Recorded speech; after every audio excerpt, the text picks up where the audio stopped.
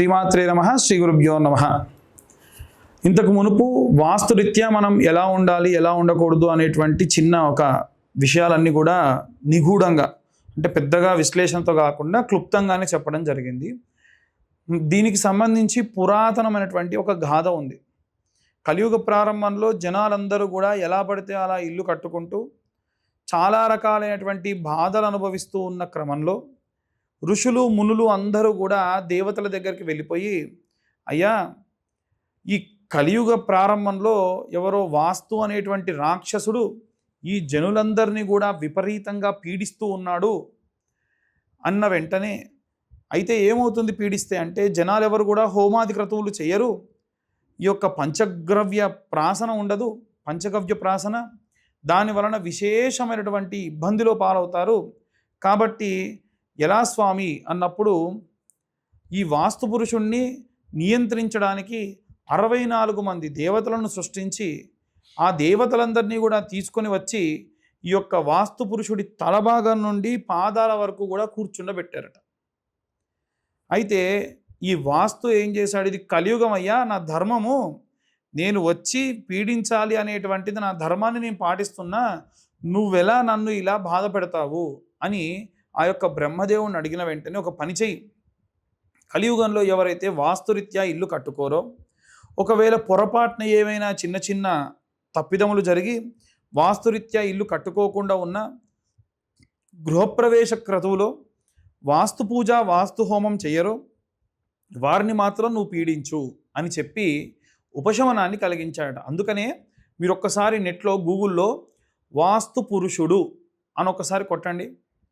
ఒక మనిషి బోర్లా పడుకొని కాళ్ళన్నీ కూడా ఇలా దగ్గరికి పెట్టుకొని తల తీసుకుని ఇలా తలపై పెట్టుకొని ఉంటే, అంటే మోకాళ్ళ మీద కూర్చొని ఉన్నటువంటి వ్యక్తి నమస్కారం పెడితే ఎలా ఉంటాడో ఈ వాస్తు అలా ఉంటాడు.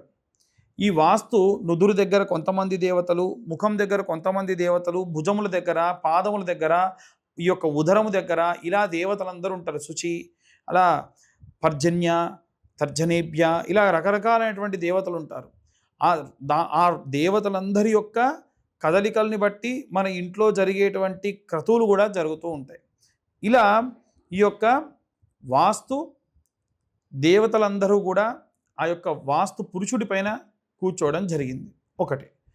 అయితే ఇప్పుడు గృహప్రవేశంలో వాస్తు పూజ కంపల్సరీ చేయాలా, మేము కళ్యాణం చేయించము, కళ్యాణం చేయించాలా, అసలు గృహప్రవేశంలో ఏమేం చేయాలి అని చాలామంది అడుగుతూ ఉంటారు కూడా.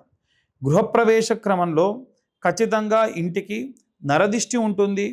ఎంతోమంది పనిచేసేటువంటి వాళ్ళు, వాళ్ళ యొక్క బంధువులు కానీ కుటుంబీకులు కానీ మరణించినా సరే అక్కడి దాకా వెళ్ళలేక కానీ, లేదా ఏదైనా శౌచంతోనే మీ ఇంట జరిగేటువంటి పని మొత్తం కూడా పూర్తి చేసి ఉంటారు. లేదా మీ ఇంటి నిర్మాణం కోసం ఏవైనా సరే దర్వాజాల కోసం చెట్లను కూడా కొట్టి ఉంటారు. తెచ్చేటువంటి మట్టి తవ్వేటప్పుడు భూమి ఏవైనా సరే క్రిమికీటకములు అందులో ఉంటే వాటన్నిటికి సంబంధించి కూడా దోషములు ఉంటాయి. కాబట్టి ఇంటి గృహప్రవేశ కార్యక్రమంలో ప్రప్రథమంగా గుమ్మడికాయతోని దిష్టి తిప్పి, గుమ్మడికాయని కూష్మాండ బలిగా పరిగణలోకి తీసుకొని కూష్మాండ బలిదేవతాభ్యో నమః అని ప్రధాన ద్వారం దగ్గర గుమ్మడికాయ దిష్టి తీసి, దాంట్లో కుడివైపు ఉన్నది ఎడంవైపు, ఎడంవైపు ఉన్నది కుడివైపు, మళ్ళా ఎవరైనా పొరపాటున అతికిచ్చినా అది అతుక్కోకుండా ఉండాలి అని దాని యొక్క ఉద్దేశం. దాంట్లో నవధాన్యములు, పసుపు కుంకుమలు వేసుకొని గడపను ఆడపిల్లతోని పూజించుకొని, వీలైతే చాలామంది తెలంగాణ ప్రాంతంలో కురాడు నీరాడు అని అంటూ ఉంటారు. అది వేరే వేరే ప్రాంతాన్ని బట్టి మారుతూ ఉంటుంది. వాస్తవంగా ఏమిటంటే, ఇంటి లోపలికి వెళ్ళేటప్పుడు ఒక చెంబు కానీ బిందె నిండా కానీ బియ్యము, ఒక చెంబు కానీ ఒక బిందె నిండా నీళ్లు తీసుకొని ఆ బియ్యం లోపల నాణెం పెట్టుకొని పసుపు కుంకుమలు దేవతా ప్రతిమలతోని ఇంట్లో నుంచి లోపలికి వెళ్ళాలి. అలా వెళ్ళేటప్పుడు ధనం ధాన్యం పశుం బహుపుత్ర లాభం శత సంవత్సరం దీర్ఘమాయుష్యుభం అని బ్రాహ్మణోత్తముడు మంత్రం చదువుతూ ఇంట్లోకి గృహప్రవేశం చేయిస్తాడు. అలా వెళ్ళేటప్పుడు ఆవును తీసుకొని రావాలని ఎందుకంటారంటే, మనం ఉన్నటువంటి సాంప్రదాయంలో భాగము పాడి పంట ఇవన్నీ కూడా. కాబట్టి ధనము, ధాన్యము, అలాగే నీరు, ఒక ఇల్లు బాగుండాలంటే ఇంట్లో నీరుకు కానీ, ధాన్యానికి కానీ, డబ్బుకు కానీ, గోవును తీసుకెళ్తే పాడి పంటకు కానీ ఎటువంటి ఇబ్బంది లేకుండా ఉండాలి అని చెప్పి ఆ యొక్క క్రతువుకు సంబంధించినటువంటి విధి. లోపలికి వెళ్ళిన తర్వాతకి నవగ్రహ పూజ చేయాలి. దాంతోపాటు ఈ వాస్తు పురుషుడి మీద ఉన్న దేవతలందరికీ పూజ చేయాలి. అష్టదిక్పాలకులకి పూజ చేయాలి. అలాగే మన పంచలోక పాలకులకి, ముఖ్యంగా బ్రహ్మ విష్ణు మహేశ్వరుడు గౌరీ గణపతి యొక్క పూజ చేయాలి.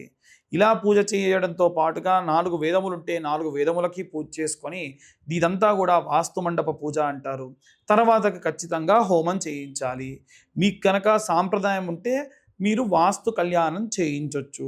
హోమం ఎందుకు చేయాలి?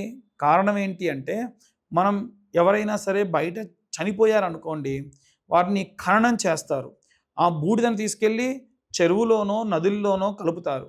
అలా కలిపి కొన్ని రోజుల తర్వాతకి మనకి ఇల్లు కట్టుకోవాలంటే మనం అందులోంచే ఇసుకని తీసుకొని వచ్చి ఇల్లు కడుతూ ఉన్నాం కదా.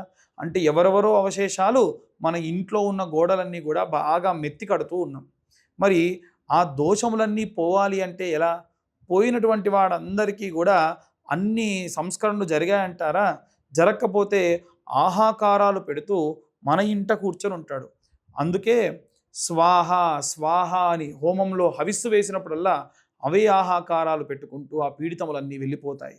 ఆ గృహప్రవేశంలో జరిగేటువంటి క్రమంలో ఖచ్చితంగా వారు సంకల్పం చెప్పినప్పుడు వృక్ష విచ్ఛిన్న దోష పీడిత నివారణార్థం, సకల శౌచ అశౌచ పీడిత నివారణార్థం, అలాగే ఏవైనా వాల్మీక విచ్ఛిన్న దోష నివారణ, వాల్మీకం అంటే పుట్ట మట్టి, పాములకు సంబంధించిన కట్టుకున్నటువంటి పుట్ట, వాటిని విచ్ఛిన్నం చేసినా వచ్చేటువంటి దోషములు ఏవైతే ఉన్నాయో అవన్నీ పోవుగాక, అవి ఏవి కూడా యజమానికి తగలకుండా ఉండుగాక అని చెప్పి సంకల్పము చెప్పి ఈ యొక్క హోమాది క్రతువులు చేయాలి. ఇలా చేసేటువంటిదే వాస్తు హోమము, వాస్తు పూజ, వాస్తు కళ్యాణం అంటారు. కానీ అది నారాయణ కళ్యాణము. ఎందుకు కళ్యాణం చేయాలండి అంటే, ఇల్లు కట్టారు, కొన్ని రోజులకే ఇంట్లో ఎవరిదైనా శుభకార్యం చేశారనుకోండి, ఏ పాప పెద్ద మనిషి అయింది, లేదా ఏదైనా శారీ ఫంక్షన్ చేసి అయితే పెళ్ళే చేశారనుకోండి, అబ్బా చూసారా ఇల్లు కట్టాడు, వెంటనే పెళ్లి చేస్తున్నాడు, ఎంత సంపాదించాడో అని అంటూ ఉంటారా లేదా? కాబట్టి ఈ దృష్టి దోషం లేకుండా ఉండాలి అంటే ఇంట్లో మొట్టమొదటి కొడుకుగా స్వామివారి యొక్క కళ్యాణం చేయడం వలన ఇంటికి పెద్ద కొడుకుగా నిలబడి తగిలేటువంటి దృష్టి దోషమునంతా, నరదోషమునంతా, నరఘోష అంతా కూడా స్వామివారు తీసేస్తారు. ఇలా చేయడం వలన విశేషంగా ఈ యొక్క వాస్తు పూజ, వాస్తు హోమము, గృహప్రవేశము చేయడం జరుగుతుంది.